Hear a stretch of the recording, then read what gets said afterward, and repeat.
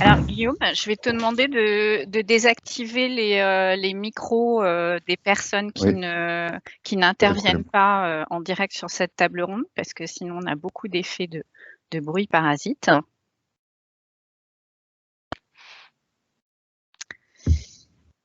Et on va commencer. Alors bonjour à tous, bienvenue dans notre Meetup RH 2021, qui est le premier e-Meetup de l'école SUP-DRH, entièrement organisé par les étudiants de Master 2 de la promotion 2019-2021.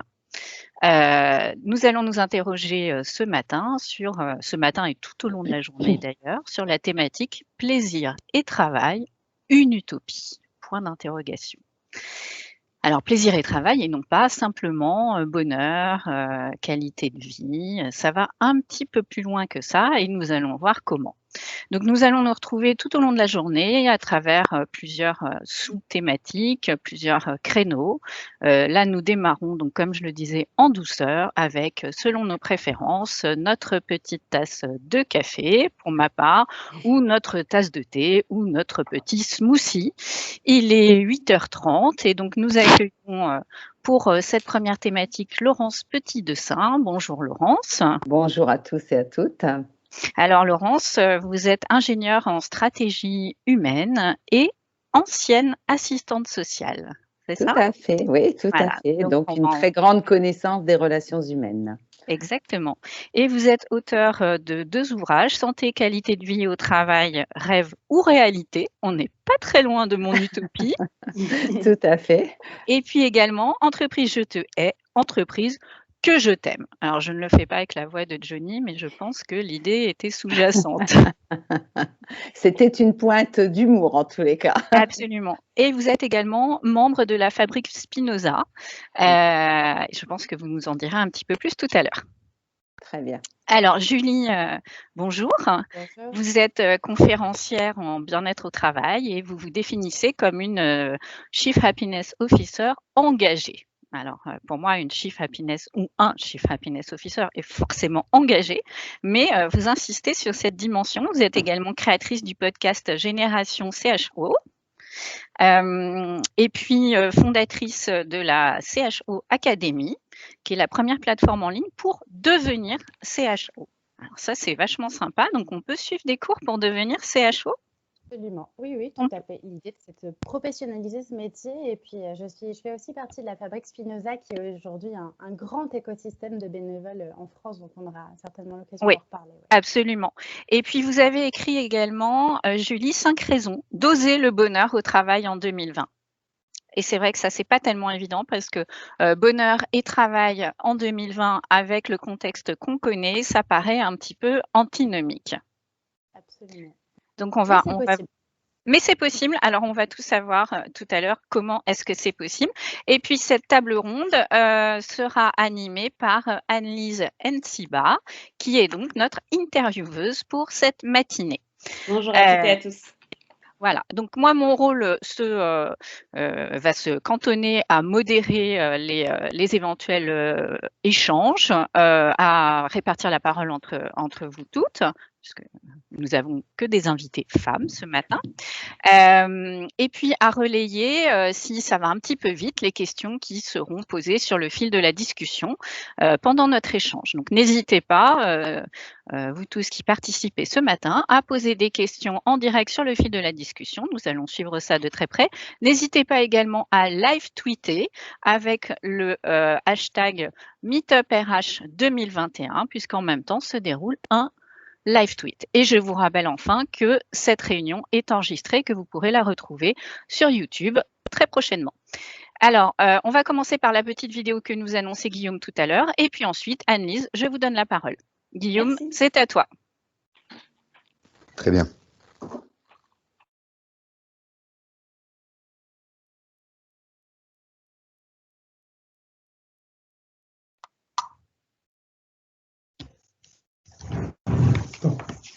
Pascal.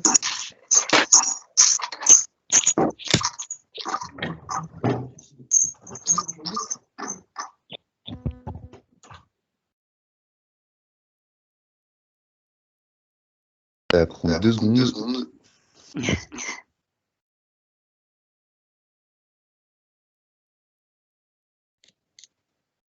On l'avait vu un moment, Guillaume.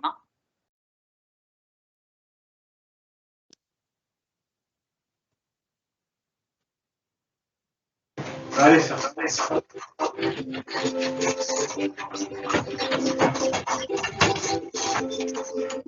Jamais senti aussi c'est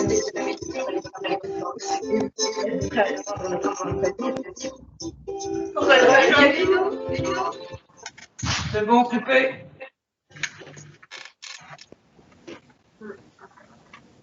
Ouais, c'est bon, là, le baby-foot, tout ça, ça va. Alors, on arrête de faire des bêtises, de ranger tout ça. Alicia, le dossier, je devais l'avoir à 19h. 21h ce soir? Allez, c'est bon, là, bougez, là. Ça y est, c'est fini la récré. Allez, allez, allez.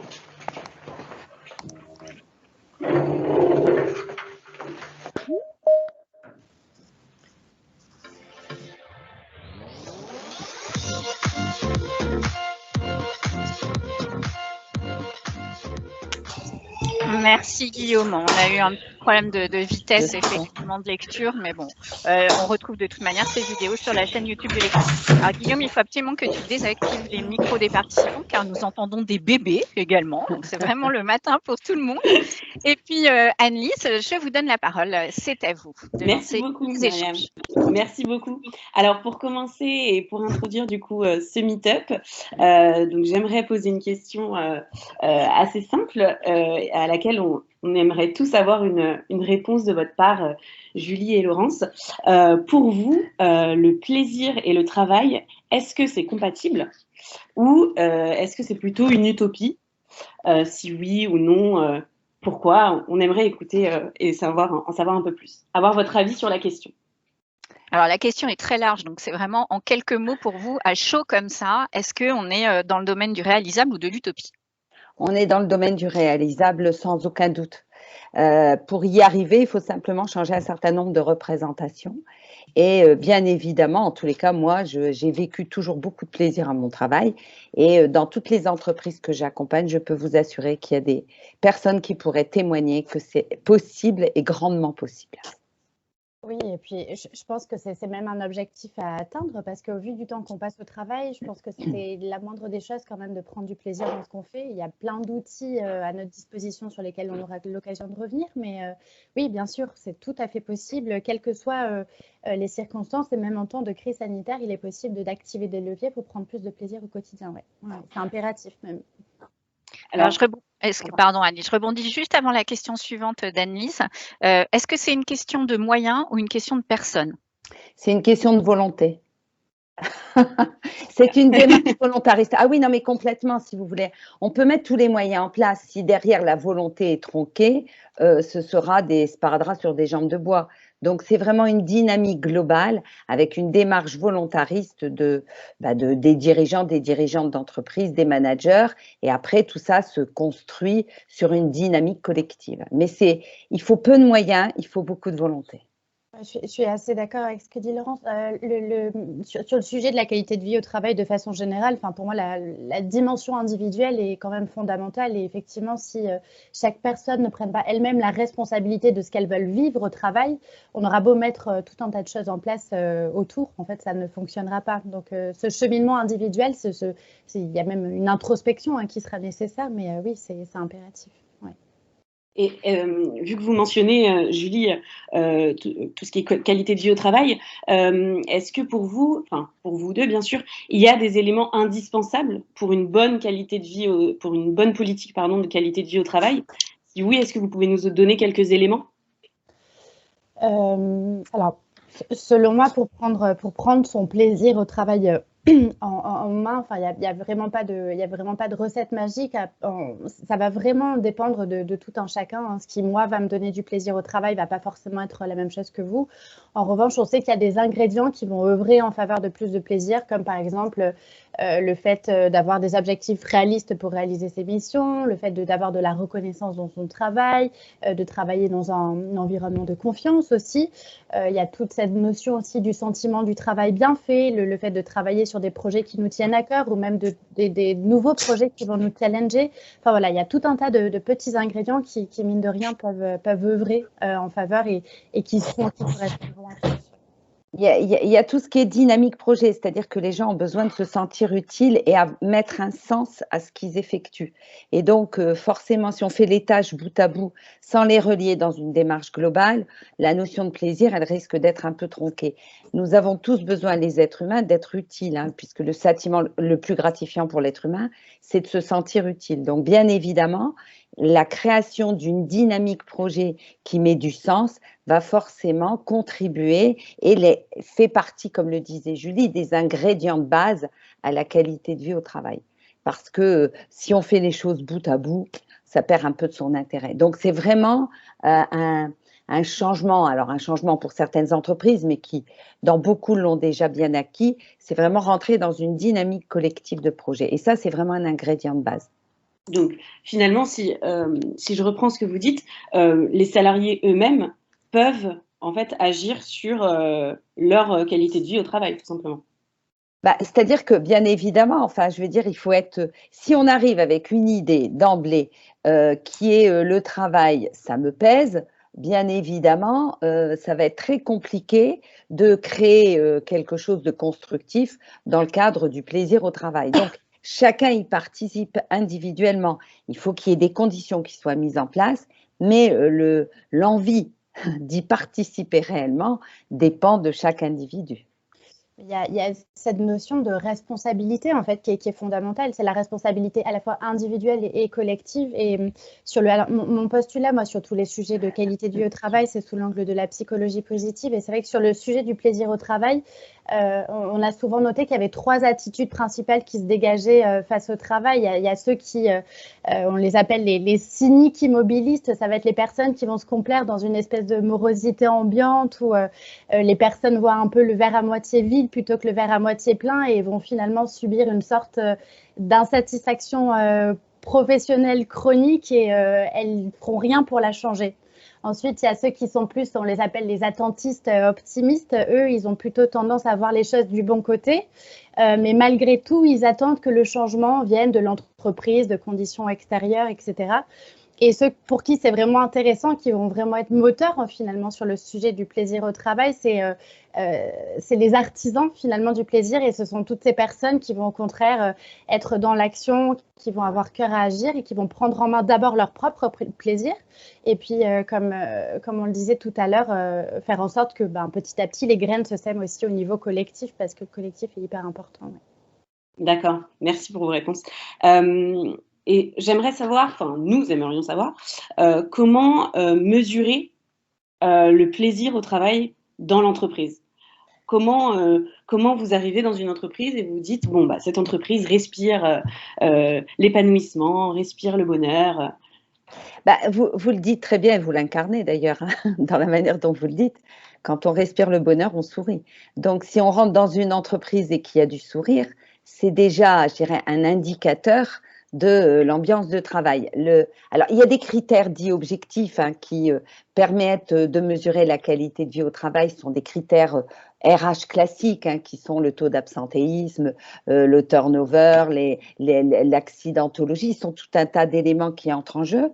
Mais au-delà de ça, alors en ce moment, bien évidemment, c'est un peu tronqué parce que la crise sanitaire fait que les chiffres peuvent être un petit peu, je dirais, altérés. Mais au-delà de ça, vous avez dû vous en rendre compte que vous rentriez dans une entreprise, dans un magasin, dans un restaurant. Si vous êtes accueilli avec le sourire, tout laisse à penser qu'il y a une ambiance de travail qui est positive. Donc, le premier indicateur, c'est le sourire. Et j'aime dire que le sourire, c'est une invitation au bonheur. Donc, si quelques, je dirais, salariés de l'entreprise sourient, ils vont inviter les autres à sourire. Et puis, ça a un effet contagion. Mais malheureusement, l'inverse est vrai. C'est-à-dire que si quelqu'un est particulièrement coléreux, désagréable, ça peut avoir aussi de l'influence sur les autres. Donc, je dirais qu'il y a presque un mode opératoire qui est indispensable, qui est de garder le sourire et je dirais de transmettre cette manière d'être qui a forcément de l'influence pour les salariés, pour les clients et pour toutes les personnes qui à un moment vont avoir affaire à l'entreprise. Alors finalement, au-delà des indicateurs RH plus mesurables, comme l'exprimait Anne-Lise, on observe, on écoute, on garde tous nos sens en action et on s'accroche aussi à des indicateurs peut-être plus informels Oui. Pour observer est-ce que cette entreprise, comme le dit Anne-Lise fort justement, respire le bonheur et le plaisir au travail. On C'est-à-dire qu'il y a utilise ses sens. Voilà, tout à fait. Et puis, on utilise son intelligence émotionnelle, c'est-à-dire que c'est vraiment les indicateurs du savoir-être qui vont permettre d'identifier si on est dans une ambiance de travail où il y a du plaisir, où il y a vraiment un intérêt collectif à partager, ce qui n'empêchera pas à certains moments que les sujets soient débattus, que à un moment donné tout soit remis en perspective. Mais la manière de le faire est déterminante et clairement, c'est sur le savoir-être qui va être intéressant de travailler. Parce que comme l'a dit Julie, c'est une question de responsabilité, certes collective de l'entreprise, mais si la personne, elle arrive déjà le matin persuadée que sa journée ne va pas être bonne, à un moment donné, on peut être le meilleur dirigeant du monde, la meilleure manager du monde, le meilleur ou la meilleure collègue. Si la personne, elle n'a pas envie, vous savez, votre influence, elle restera limitée. Donc, il y a quelque chose du ressort de la responsabilité individuelle, certes collective, mais surtout du savoir-être.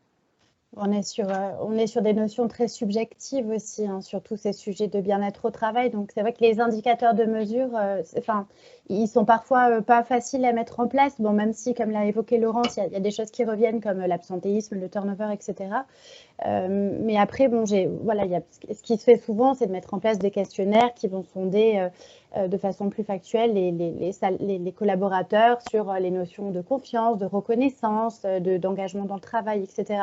Mais c'est vrai que parfois, c'est des notions assez peu palpables. Et pour revenir aux émotions aussi, ce que vous disiez, Laurent, c'est très intéressant. Et si on reste dans l'univers de la contamination et de la contagion, puisque c'est un peu le sujet depuis 2020, faut aussi se dire que les émotions, c'est encore plus contagieux qu'un virus. Hein. Ça se transmet en 1/1000 de seconde, je crois. Donc, il faut aussi partir du principe où on se dit, moi, je suis un agent pathogène de positif ou de négatif. C'est quoi mon choix en arrivant le matin? Est-ce que je veux contaminer de façon positive ou je veux plutôt contaminer de façon négative? Et le sourire, effectivement, c'est un merveilleux outil facile, gratuit, qui fait du bien, qui diminue le stress, etc., qui est hyper important pour commencer à propager le plaisir au travail, ouais, complètement.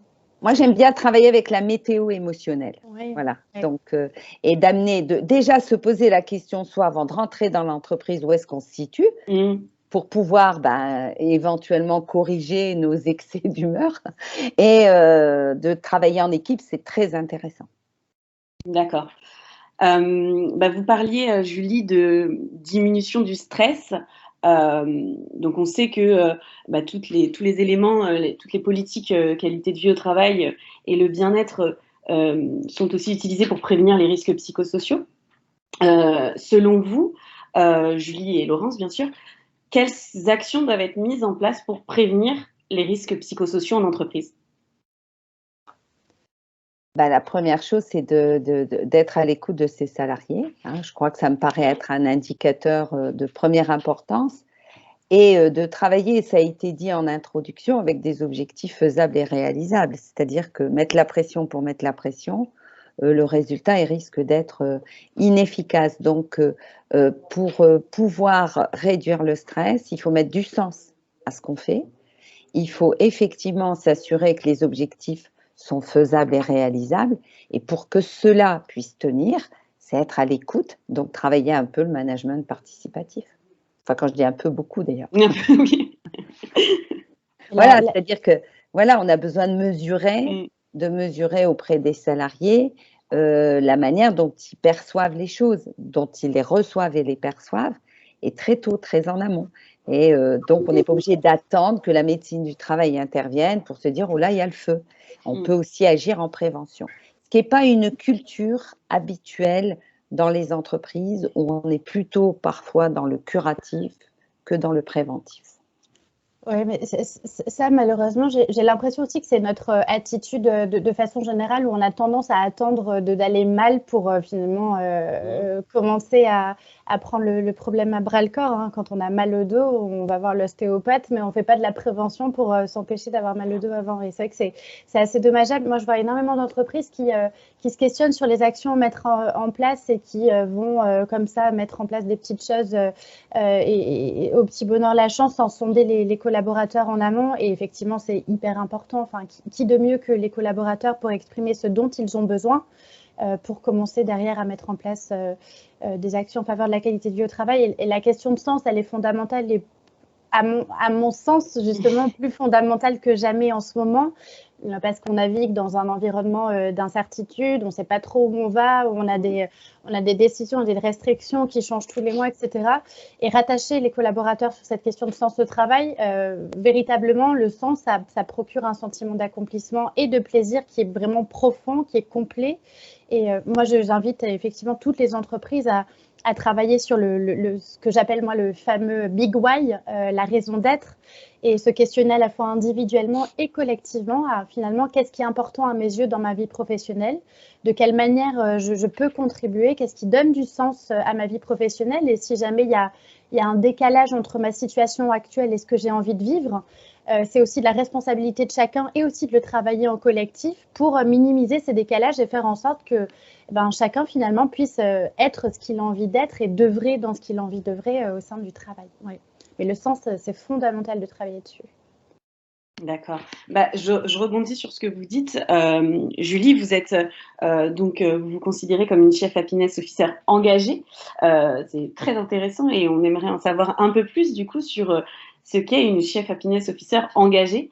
Et j'aimerais aussi également savoir ce que Laurence pense du poste en fait, tout simplement de chef happiness officer. Alors, un Chief Happiness Officer, moi je suis très engagée sur le sujet parce que je me suis vraiment donné pour mission de démocratiser ce métier-là parce que je pense qu'il est nécessaire dans les entreprises et notamment les entreprises qui n'ont pas forcément des managers et des directions RH qui ont vraiment du temps à passer sur le sujet de la qualité de vie au travail et être justement à l'écoute des collaborateurs. Après, il y a plein de personnes qui ont ces rôles-là au sein des entreprises qui n'ont pas forcément l'intitulé CHO. Hein. Et pour moi, donc un CHO, il va vraiment être là pour être déjà le garant de la culture de l'entreprise et s'assurer que les collaborateurs puissent travailler dans un environnement qui est positif, qui est sain, qui est serein et qui va justement être là à l'écoute des collaborateurs pour commencer à semer des actions qui répondent aux besoins de ces collaborateurs. Je pense qu'aujourd'hui, on en a particulièrement besoin puisque les collaborateurs ont besoin plus que jamais de pouvoir parler de ce qu'ils vivent actuellement. Hein. On parlait d'intelligence émotionnelle tout à l'heure. On a besoin de partager nos émotions, on a besoin de partager nos ressentis. Et la mise en place de cellules d'écoute, hein, ce qu'on appelle les bulles d'oxygène en qualité de vie au travail, ça peut être des actions qui sont proposées typiquement par un Chief Happiness Officer. Comme je l'évoquais tout à l'heure en introduction, mon postulat de départ sur ce sujet de la qualité de vie au travail, c'est vraiment le cheminement individuel et la connaissance de soi. Je pars vraiment du principe qu'on ne peut pas s'épanouir dans son travail s'il n'y a déjà pas un questionnement personnel qui est fait sur ce que chaque personne a envie de vivre au travail. Et pour moi, un Chief Happiness Officer, il va être là pour commencer à semer des graines et permettre aux gens de donner des outils en fait pour mieux se connaître. Pour moi, c'est un fondamental. Et ensuite, voilà, c'est le CHO aujourd'hui souffre de nombreux clichés. On vous avait montré le baby-foot en début de meet-up. Voilà, moi, c'est tous les clichés que je combats. Pour moi, c'est vraiment mettre un pansement sur... voilà, même si ça peut être sympa. Hein, mais le CHO, il va vraiment être là pour œuvrer sur des sujets de fond et surtout co-construire. En aucun cas, il ne porte la responsabilité du sujet, mais il est là pour co-construire avec le manager, avec les dirigeants, avec les RH, pour œuvrer sur un environnement de travail qui est positif. Alors, pour rebondir sur ce que dit Julie, dans les entreprises, on ne dit pas forcément CHO, c'est monsieur ou madame qualité de vie au travail, enfin, on les appelle comme on veut. Le rôle est fondamental parce que bien souvent, pour rentrer dans une démarche qualité de vie au travail et donc bien-être et plaisir, il y a un diagnostic qui permet de pouvoir mesurer après et évaluer, je dirais, et mesurer ce qui mériterait d'être amélioré ou pas. Si on se contente du diagnostic, je dirais que c'est un coup d'épée dans l'eau. Et l'avantage d'avoir un interlocuteur ou une interlocutrice privilégiée qui s'assure du travail de suivi, ça garantit bien évidemment la possibilité que les choses se mettent en place et dans la durée. Parce qu'on sait très bien, les démarches qualité de vie au travail, ce n'est pas un coup de baguette magique, c'est un travail de fond. Et ce travail de fond, il faut le tenir dans la durée, avec parfois des résultats qui ne sont pas forcément au rendez-vous dans l'immédiateté. Donc, s'il y a une trop grande impatience et si on n'a pas quelqu'un derrière qui assure le relais et de manière persévérante, eh ben, ça peut finalement ne pas aboutir à l'endroit souhaité. Donc, ce qui est très, très important, c'est effectivement d'avoir un interlocuteur ou une interlocutrice qui s'inscrit dans la durée et qui va jouer l'interface par rapport à l'individuel, au collectif et aux dynamiques d'ensemble.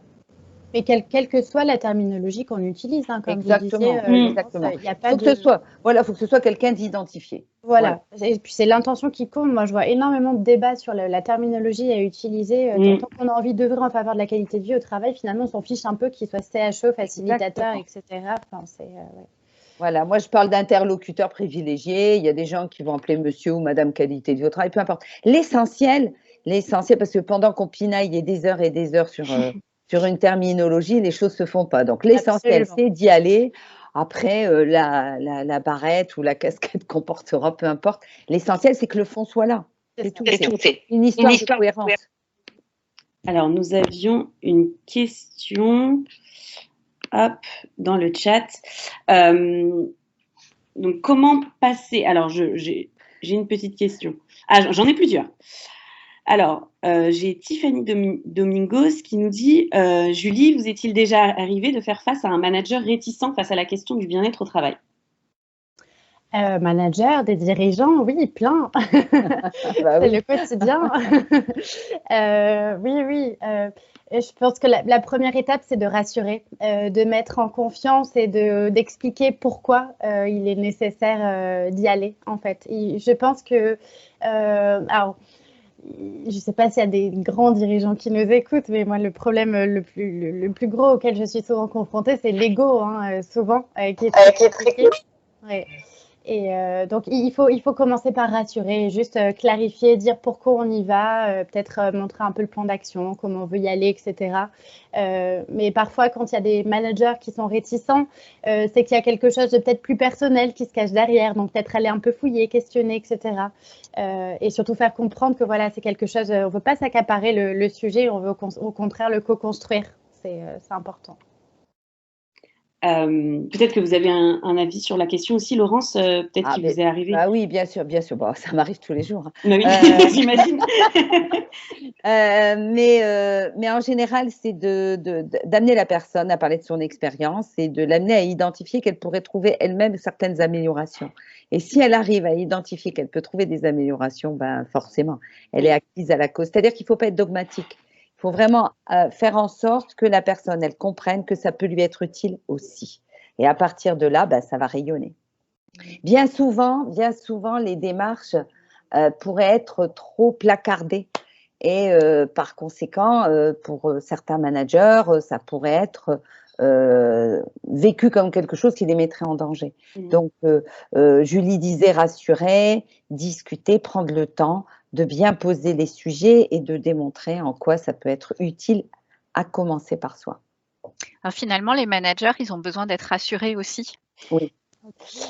Les managers, mais même les dirigeants et dirigeantes d'entreprise, hein, c'est quand même une démarche qui peut déstabiliser parce qu'elle peut remettre en question un certain nombre de fonctionnements. Quand on va vraiment jusqu'au bout d'une démarche qualité de vie au travail avec objectif bien-être et plaisir, il est bien évident que ça va remettre en question des modes d'organisation interne, des modes de gouvernance, de management. Et donc, chacun va devoir franchir le pas nécessaire d'une remise en question pour que ça puisse se faire. Donc, forcément, on le sait, c'est un process de changement qui est assez conséquent et dans tout changement, il peut y avoir une période de transition déstabilisante parce que on ne sait pas trop comment ça va s'opérer d'une manière détaillée.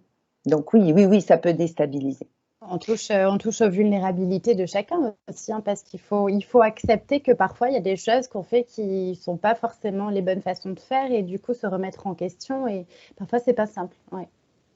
Et en fait, de manière paradoxale, managers, dirigeants pourraient avoir peur que le bien-être, le bonheur au travail, le plaisir ressenti par leurs salariés leur fasse perdre en quelque sorte un peu de leur leadership. Oui, un peu de leadership, d'autorité. Le management participatif, le frein essentiel, c'est effectivement pour le manager de ne plus avoir le sentiment de tout maîtriser. Et donc, forcément, dès qu'on développe des démarches de cet ordre-là, il y a vraiment la volonté de donner de l'autonomie grâce à une confiance qu'on fait d'emblée aux salariés. Et on pourrait, mais c'est une représentation, parce qu'en réalité, le leadership se positionne à un autre endroit. On pourrait croire qu'on va peut-être y perdre dans son autorité ou dans son positionnement. Donc, c'est là-dessus qu'il faut rassurer, parce que forcément, les choses, le leadership, ce n'est pas qu'une place dans l'organigramme. Et ça, c'est important de le rappeler.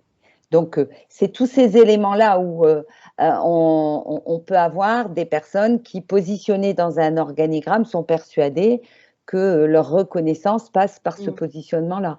Et donc, si elles ont le sentiment que ce positionnement-là pourrait être mis en cause, ça peut les déstabiliser. Donc, effectivement, il peut y avoir, y compris de la part des personnes qui ont des responsabilités managériales, des inquiétudes. Oui, je parlais de leadership, mais en fait, c'est une manière un petit peu politiquement correcte d'évoquer l'autorité, voire l'autoritarisme. Tout à fait. Tout à fait. Voilà. C'est clair que ça suppose d'être en capacité de penser que l'autre, et quel que soit l'autre, soit capable de prendre de l'autonomie. On l'a vu, il y a un exemple que je trouve que lié à la crise sanitaire qui est très intéressant par rapport au télétravail. Il y a vraiment deux types de manières de l'appréhender. Il a été contraint, puisque finalement on est passé de 7% de personnes en télétravail en France à 40% du jour au lendemain quand même. Je vous rappelle, ça s'est fait en 48 heures l'année dernière. Aujourd'hui, ça paraît être inscrit dans les comportements, mais c'était quand même quelque chose qui était assez rare avant cette crise sanitaire. Qu'est-ce qui résistait dans la mise en place du télétravail, même si on peut imaginer, quand les choses seront rétablies, qu'elles se mettent en place à partir d'accords entre les salariés et les directions. Quel est le frein? C'est que certains managers ont l'impression de ne plus contrôler leurs salariés. Il y a des managers qui ont besoin de voir, de contrôler, de pointer, parce que ça les rassure. Derrière, la question, c'est eux, c'est pas forcément l'autre. Donc, dès qu'on arrive dans des démarches qualité de vie au travail où on prône l'autonomie des équipes, où on travaille des process de délégation extrêmement poussés, il est bien évident que celui qui aime bien procéder, contrôler, qui aime bien parfois faire un peu, je dirais, d'autoritarisme, perd un petit peu de son aura. On a d'autres petites questions dans le fil d'actualité, dans le fil de la conversation, pardon. Une question de Hayat. Doit-on se fier au label Happy at Work pour justifier d'une réelle qualité de vie au travail ou un autre label de la même catégorie? Il ne faut pas rechercher de label. Pardon, j'aime beaucoup le lapsus que vous avez failli faire, Anne-Lise. Oui. Se fier ou se méfier. Pardon. Oui. Alors, moi, d'une manière générale, ce n'est pas la recherche du label qui doit motiver. C'est parce que le label, enfin, ça me fait penser, si vous voulez, les histoires de label et la compétition vers un label, ça me fait penser à certaines entreprises qui affichent leur schéma de valeur à l'entrée de l'entreprise. La question, ce n'est pas d'afficher, c'est d'incarner.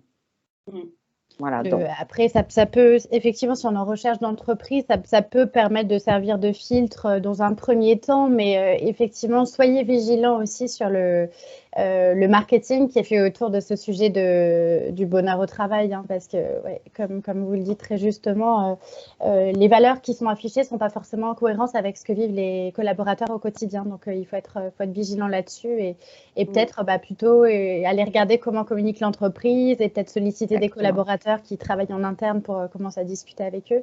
Mais bon, ça peut servir de filtre, oui, quand même, les labels. Ouais, ou de méthode. Ouais. De méthode si on ne sait pas comment s'y prendre. Quoi. Ouais. Voilà, ça peut, voilà. Mais faut faire attention, comme vous le dites, il y a beaucoup de marketing.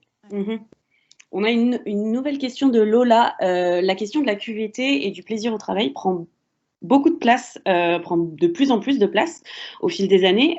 Pour quelles raisons, selon vous, cela se développe autant? Bah, c'est une évolution sociologique. Le bien-être d'une manière générale de l'individu est en recherche de croissance depuis la fin de la Seconde Guerre mondiale. Donc, si on est en recherche de bien-être sur sa partie, je dirais, vie privée, puisqu'on passe beaucoup de temps dans le cadre professionnel, on est en recherche de bien-être. Je dirais, c'est presque une évolution naturelle hein, de l'être humain qui est en recherche d'amélioration de ses conditions de vie professionnelles et privées. Donc, le monde professionnel est forcément touché aussi. Je pense qu'il y a un éveil de conscience aussi sur le développement personnel et professionnel de façon générale. Moi, je me rappelle la première fois que j'avais entendu parler de cette notion de plaisir et de bonheur au travail, c'était avec le documentaire de Martin Messonnier. Je ne sais pas si vous l'aviez vu, c'était en 2015 et c'était plus ou moins la première fois qu'on évoquait vraiment le sujet le terme bonheur au travail à l'époque. Et dans ce documentaire, ça m'avait assez frappée puisqu'il faisait le constat qu'il y avait environ, je crois, 15% des personnes qui étaient heureux d'aller au travail le matin et qu'il y avait une majorité écrasante de salariés français qui se disaient complètement désengagés dans leur travail. Et du coup, c'est assez problématique quand on sait qu'on passe 3/4 de notre temps dans notre vie au travail. Et je pense qu'il y a vraiment eu un éveil de conscience où aujourd'hui, on est dans des générations qui n'ont plus envie d'avoir un travail seulement alimentaire, mais qui ont envie de s'accomplir dans ce qu'ils font. La quête de sens, elle est plus importante que jamais, surtout pour les jeunes générations. Moi, là, depuis la crise aussi, sur le sujet du CHO, je forme de nombreuses personnes qui sont en reconversion parce qu'elles ont envie d'avoir un métier qui fait sens, de s'accomplir, etc. Et je pense qu'on a dépassé ce stade du travail simplement alimentaire. On a envie de faire des choses qui comptent et le plaisir au travail, il est plus important que jamais. On a envie d'avoir de l'équilibre et finalement pas d'aller au travail en traînant des pieds et en vivant des journées qui sont plutôt négatives. Ouais. Et comment vous accompagnez les managers et les salariés en entreprise sur la question de télétravail, par exemple? Vous mentionnez, Julie, comment vous les accompagnez tout simplement, pardon?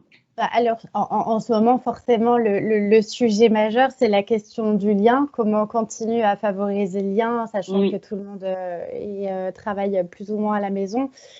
Comment on mobilise les équipes. Il y a des questions de motivation et d'engagement. Moi, déjà, une petite action de base qui coûte rien, c'est simplement le fait de ritualiser en fait, des moments de bonne humeur. Donc, c'est mettre dans les calendriers de nos équipes des moments où on va partager de la joie, de l'enthousiasme, peut-être des temps de célébration aussi. Qu'est-ce qu'on a réussi dans la semaine? Comment on peut le célébrer ensemble?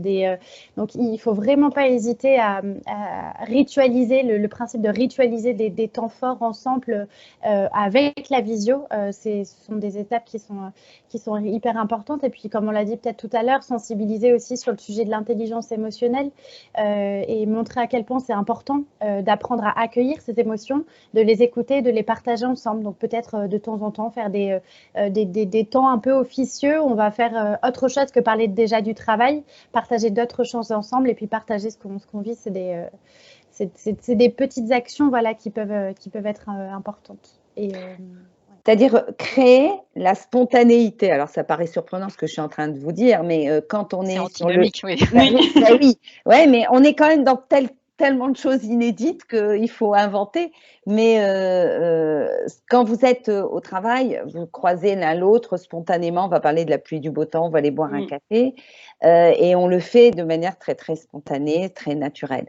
Quand on est en télétravail, ça ne paraît pas forcément évident et c'est pour ça que je dis qu'il faut créer cette spontanéité, d'appeler le collègue ou la collègue pour lui demander comment ça va, tout simplement.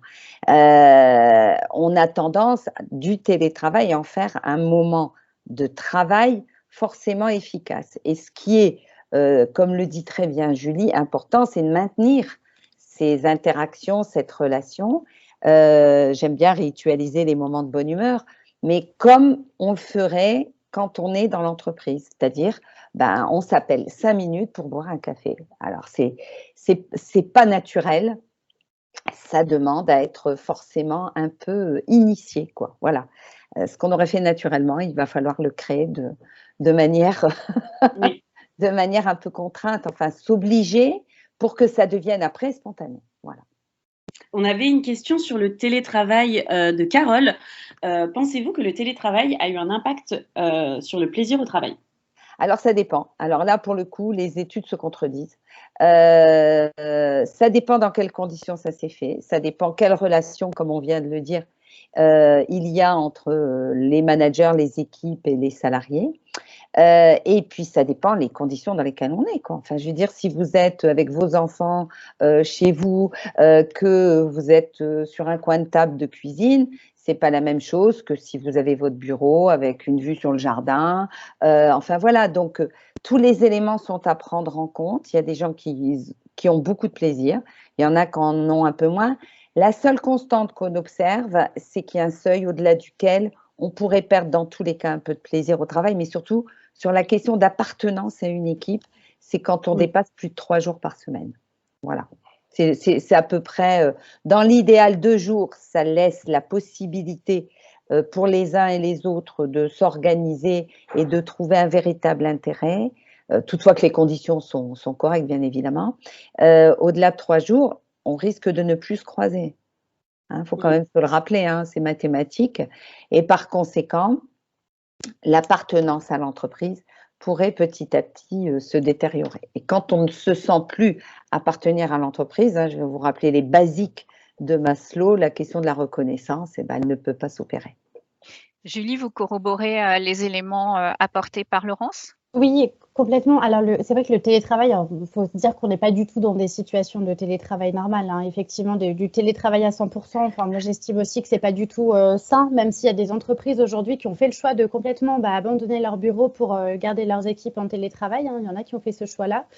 Moi, je pense que voilà, pour maintenir le sentiment d'appartenance, comme l'évoquait Laurent, c'est quand même important de revenir un peu en entreprise de temps en temps. Il y a eu un creusement des inégalités sur la façon de vivre le télétravail, puisqu'effectivement, on ne le vit pas du tout de la même façon selon notre environnement à disposition. Et en termes d'impact sur le plaisir au travail, je pense que pour certains, il a même augmenté puisque tout ce qu'on a vécu, ça nous a fait. Il y a beaucoup de personnes qui ont pris conscience en fait qu'il était aussi nécessaire de ralentir dans sa façon de travailler, de peut-être travailler de façon différemment, d'y mettre un peu plus d'équilibre. Puis on a vu que de toute façon, la vie privée, la vie de famille prenait aussi beaucoup de place quand on travaillait à la maison. Donc oui, d'une certaine façon, ça a peut-être augmenté ce plaisir au travail pour se réorganiser de façon différente et puis peut-être oui avoir plus d'équilibre dans sa vie privée et professionnelle. Ouais. Mais bon, c'est difficile de généraliser puisque chacun a vécu ce sujet de façon différente. Et comme vous le soulevez à juste titre, on l'a fait de manière contrainte et extrêmement brutale, hein. Oui, donc, petit à petit, il y a des accords interprofessionnels qui sont en train de se mettre en place pour s'assurer des conditions. Mais tant qu'on ne sera pas sorti de la crise sanitaire, les choses, elles seront forcément un peu bricolées. Et il y a des bricolages qui sont efficaces, hein, qui apportent satisfaction, mais il y a des bricolages qui restent des bricolages. Alors, on touche à la fin de ce premier Coffee Time. Anis, je crois que vous avez une dernière question. Oui, tout à l'heure, donc Myriam vous a présenté et nous a parlé du coup de la fabrique Spinoza. On aimerait un peu en savoir un peu plus, vos rôles, les rôles que vous avez dans cette fabrique, en quelques mots.